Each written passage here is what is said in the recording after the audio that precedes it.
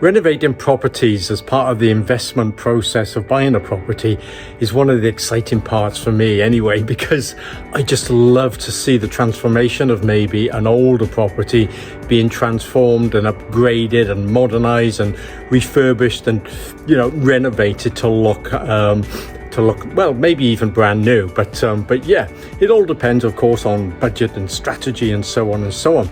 But the important thing is, when you're starting to renovate a property, is to make a list of everything that needs to be done. Okay, and this is absolutely paramount because time is money, and I can't stress enough that when you're renovating a property, it's a good idea to get the work done as quickly as possible, because then you can either rent it or whatever you decide to do with the property, even flip it and sell it, you can do so as quickly as possible and get a great return on your investment far sooner. Now, whether you renovate it inside and outside or both is also critical. Now, take, for example, behind me, look at the garden. It's incredibly overgrown. Now, with this particular property that we've acquired, I'm going to take you through the journey of from start to finish of exactly what we do.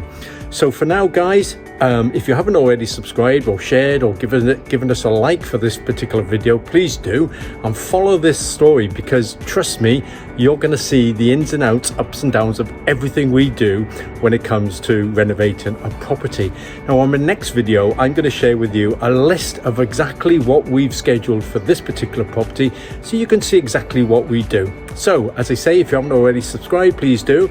Give us a like, share, whatever.